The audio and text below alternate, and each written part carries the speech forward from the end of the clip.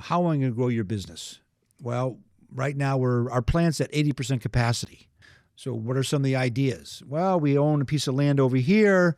We've got approval from our town and planning that we can build another 30, 40, 50, 100,000 square feet on our property to expand our capacity to grow in our own footprint. It could be the fact that we've targeted a couple companies we want to buy, and we already have one under letter of intent, or we're in a discussion with another company. Hi, everybody. Welcome back to our podcast, The Ins and Outs in Selling a Business. So today, I want to talk about a subject matter that I think is going to be quite interesting to our audience. At Osage, we've been around for over 22 years now, and during that time, we are current members, have been members of a number of trade associations, subscribed to a number of newsletters, periodicals, all in and around the merger acquisition space. In our case, of course, helping our clients sell a business. So, I get in my inbox every morning is filled with industry trends, industry reports, subscriptions, etc. So I usually set them aside, review them in the morning when it's quiet or after work. I'll take a look at them after dinner and sit down and go through them. So recently, I got the results of a survey. I thought it would be interesting to drill down in with you today. It talked about, looking at last year, a number of different data points related to transactions, things like number of deals done in a specific industry, number of deals done in total, what multiples were paid, what deals had structure, what deals did not have structure, the number of deals done in the second half of the year versus the first half of the year. But when I was reading through this survey, the results of the survey, a couple of slides really intrigued me. And I'd like to drill down today, talk a little bit about that. And this slide really hit me because I think it's important to talk about is what was the most important factor in getting a deal to the letter of intent?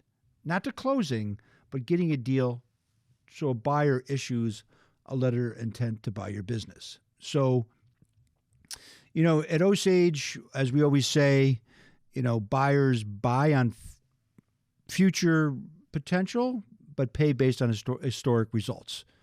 So they came up with like about 10, 11 factors. They're all important to you as a seller, but they kind of rated them as, in this case, 1 to 11, I believe.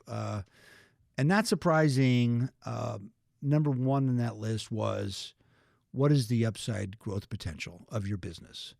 That is a common question that's asked all the time during the marketing process by potential buyers and never gets stopped being asked during the due diligence process as well. But in this survey that was, I think they had, over 240, 250 respondents to this survey. The majority of them were, M&A professionals like ourselves, or investment banks like Osage, growth advisors, consultants you hired to help plan for your exit down the road, to a lesser extent, business brokers, PE funds, CPAs, et cetera, all professionals work in this merger acquisition space, helping clients prepare and sell their companies. So they rated them like extremely important, very important, not so important, and not a consideration. So when you look at upside growth potential, that was like number one. And to us, it also, frankly, is number one when we put our materials together. We dedicate a lot of space or content in our CIMs, confidential memorandums, to talk about growth opportunities for our clients because the buyers want to see that, right? So in this case, where does the business go from here? And how you answer that question will be interesting because we kind of looking right now to kind of correlate this with the buyer pool. Certain buyers will see the growth opportunities because they're in your industry or around your industry. Other buyers want to, maybe they're not in your industry, but they're looking to buy to get into business, and they don't really understand how you run your company, but they want you really to explain to them, how do we get there? So when you're looking at this in the planning process, growth is key. And how you present yourself during the marketing process with a potential buyer or buyers in our case is going to help you maximize value. So what are some examples of this? So I'll give you a couple of deals we're working on right now, right? How am I going to grow your business? Well, right now our plant's at 80% capacity. So we have only limited capacity within our current plant to grow it. So what are some of the ideas? Well, we own a piece of land over here.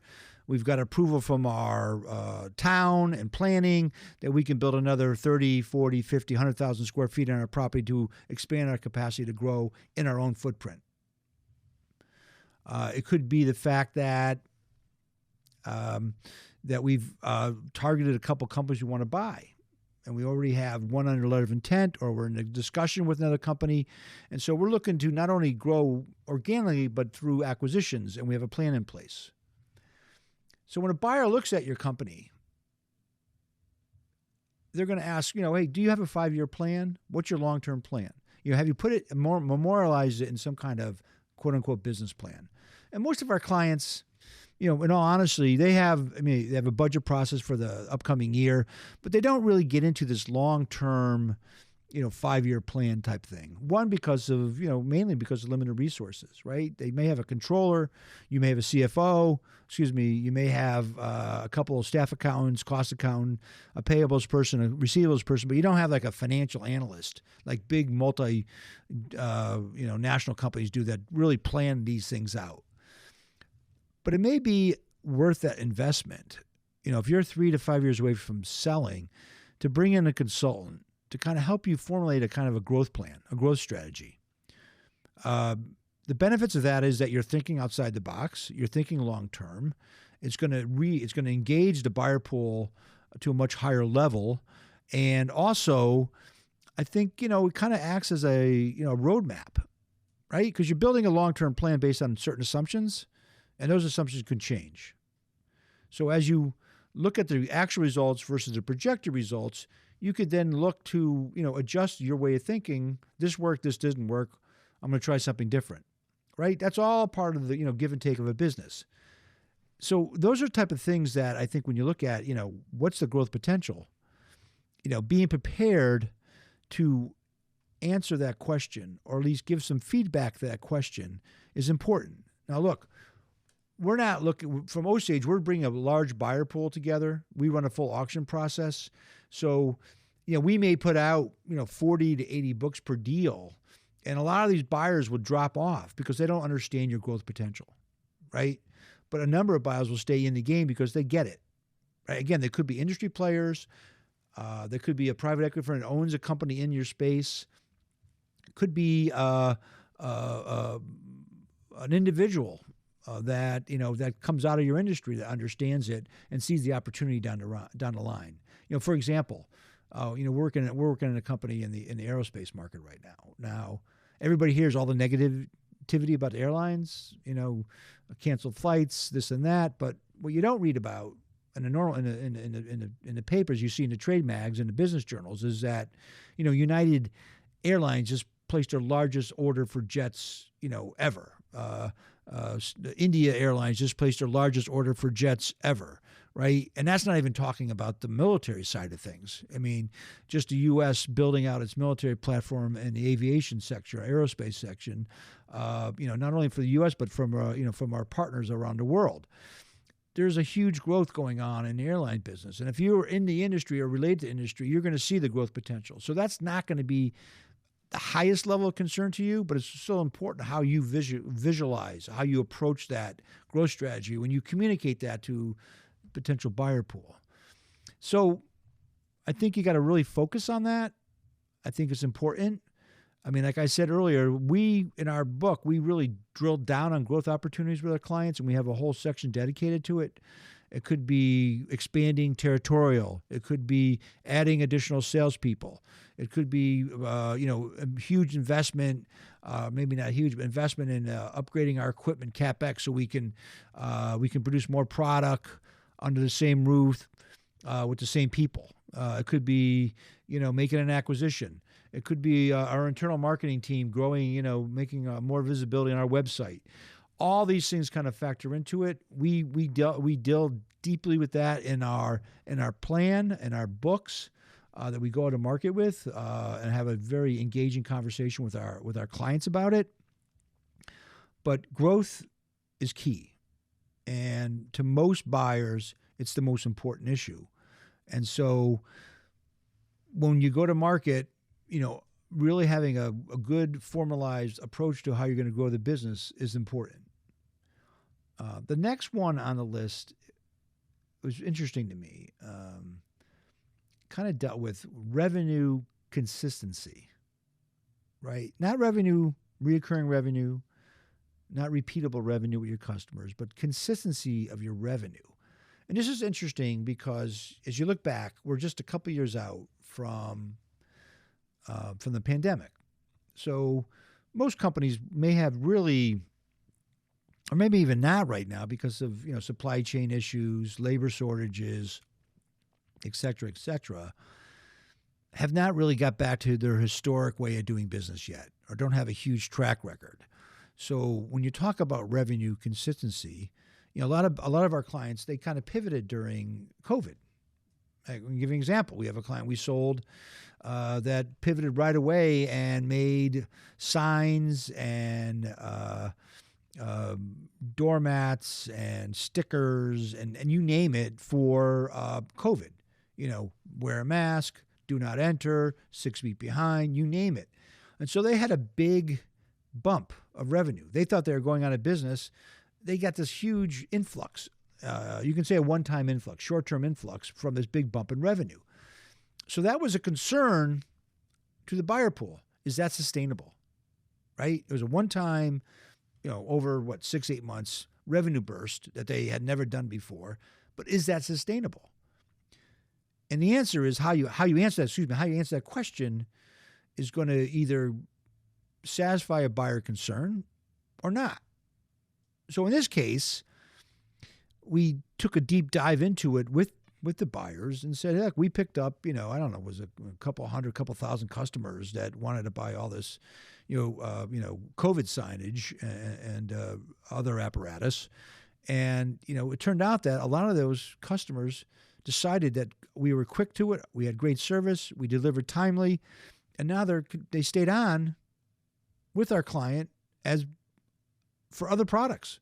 So even though they don't buy COVID products anymore, they are now a ongoing new customer that is buying repeat business, right? So that was an issue that was satisfied. But getting to that, it took some time. Other items that fall into this what we call revenue consistency is due to supply chain issues that have happened the last couple of years. We've had a number of clients that really built their inventories. I mean, literally almost doubled their inventories.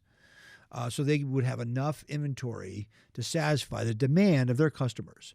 Now, they were strong balance sheets, the lenders were on board, so they were able to take inventory from a $5 million to a $10 million or $6 million to a $12 million or a $3 million to a $6 million. And so they could deliver product timely when some of their smaller competitors couldn't get the product. So the buyer says, well, is that sustainable? I said, what do you mean sustainable? Well, when the supply chain levels off, are you still going to have that business? That's a question they have. See, buyers are always looking for ways not to do a deal versus do a deal, right? They want to make sure they're checking off all these boxes, the meet every one of their criteria to can move forward towards that letter of intent. And that's why I just said earlier that we go out to a wide net of potential buyers, both private equity and strategic, because a number of them will drop off during the process that we run, our auction process we run, because they are not comfortable with the answers or they don't understand it, right? So the answer is that on all these cases that I just mentioned with supply chain and building inventories, our clients delivered when other people couldn't, right? Stuff was not coming from China. So the whole Chinese market for the X products was cut off. Our client basically came in and stepped in and was able to satisfy a customer demand. It could be a new customer. It could be a customer maybe we sold $1 million to. Now we're selling $3 million to. Customers don't forget that. If you're delivering a timely product for meet their needs, they're not going to just walk away when the supply chain loosens up.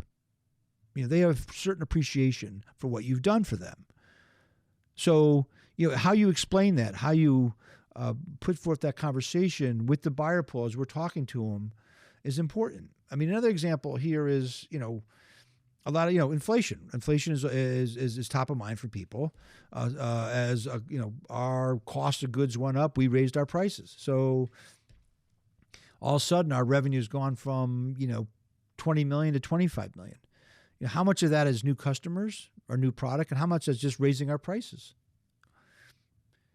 So, and are those price increases sustainable as the competition, comes back into the marketplace? And it's a legitimate question that a buyer's going to have. And I think it's important for you as a business owner and your team around you, how you answer that question. I mean, I'll give you an example. We're doing a deal right now where, our client specifically shrunk their SKU number of SKUs they sell, because they looked at the bottom SKUs, which weren't as profitable or less profitable, and they had other SKUs that had much better margins. So they were able to raise the prices on those higher end SKUs, eliminate less profitable SKUs, but therefore raising revenues per SKU. But the unit numbers that they sold were less than in the past. Makes sense, right? I mean, airlines have done the same thing today. They've taken a lot of planes out of the fleet because of the pandemic, but they're getting much more higher price today, and the revenues are up. I mean, look at plane tickets today.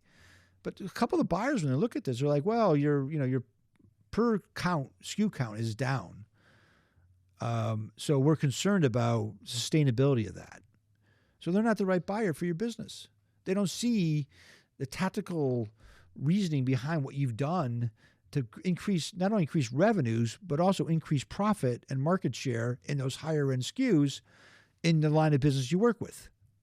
For me, and looking at it and having a conversation with this one buyer who's, no longer involved with the deal because they couldn't get their arms around it, unit sales or number of units sold, to me was like, that was maybe an excuse to walk away from the deal. I couldn't see it.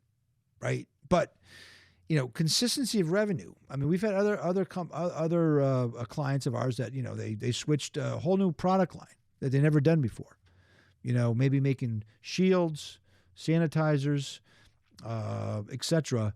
And, it was a big business, but that business is gone. How much inventory are you sitting on left over from when you kind of got into that? Or not. And look, we're sitting on maybe, $5,000 left, or we got $1 million inventory left. So they made a tactical mistake, or we've worked through the inventory. So that revenue consistency, was just a big bang. I mean, again, I'll go back to aerospace. A lot of our clients, they have long-term agreements, right? So they may have a program or several programs they're involved with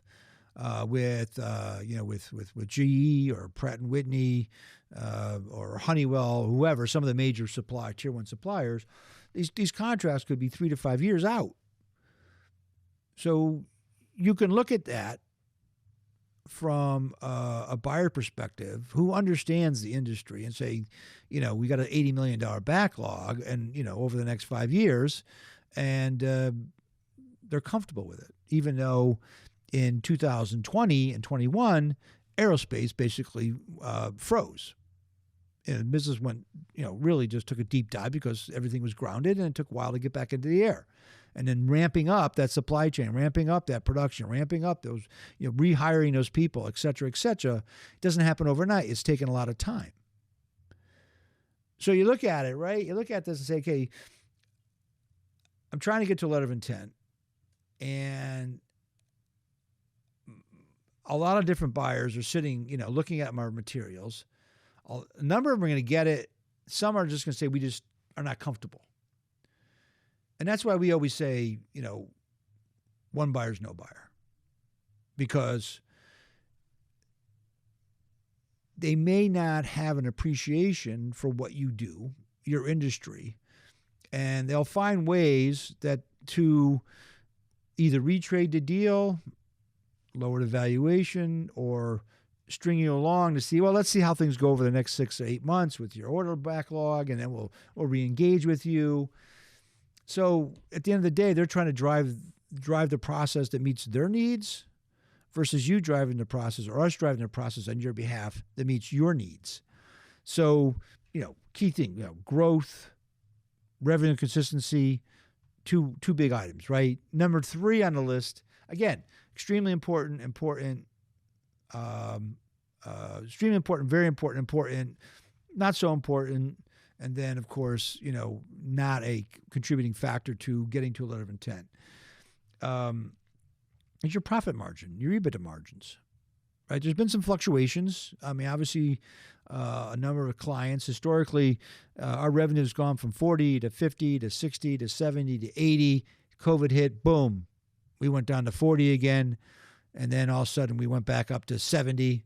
And it had an effect on our profitability, right? So all buyers, strategic and I'd say institutional buyers, private equity funds, they look at industry trends, and there's a million reports out there and studies. Okay, typical aerospace company doing X dollars in this industry should be showing a 15 to 20% EBITDA margin. And there's a lot of buyers out there that want to take a look at your deal, but they get the information after either through our process or directly calling you. There's your EBITDA margins at 12%, and I said, well, that's way below that's a deal killer from them. They're gonna walk away from that, right? So the trending on your margins is important, and how your margins get there is important. Again, it come back to revenues, your growth strategies, and if your EBITDA margins are up because you raise your prices versus unit sales growth, or new customer acquisition, new orders from your existing customers, but this just went up from, okay, I sold something for $1 last year, and now I'm selling it for $1.50. And though my cost went up from 80 cents to 90 cents, I'm picking up margin on that. So understanding where that EBITDA margin's coming from on the growth of that margin. I mean, if you're at a margin at 10% one year and then 12% and then 15%, 18% and 20%, there's a great story to tell how you got there. But if you're like at the 10 to 12 going around, steady, and you're making some good cash flow and you're happy with it, a lot of buyers are not going to be satisfied and they're going to walk away. And if you're engaged one-on-one with a buyer and that comes up, you can spend a lot of time, a lot of stress in your life, and they decide we're not going to do the deal because we don't like your margin profile. So, hey, look, there's a lot here in this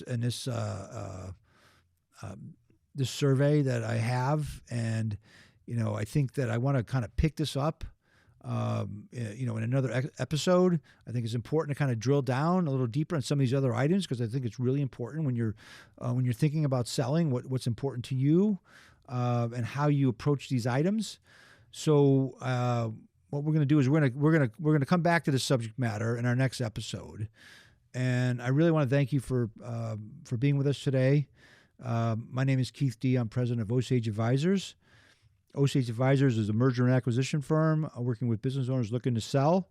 Typically, our clients are $5 million revenues and up. And if you need to reach us, you can visit our website at osageadvisors.com. Shoot me an email at kdee@osageadvisors.com, or feel free to pick up the phone and give me a call at 860-767-3273, extension 1001. Thanks again for being with us today, and have a great day.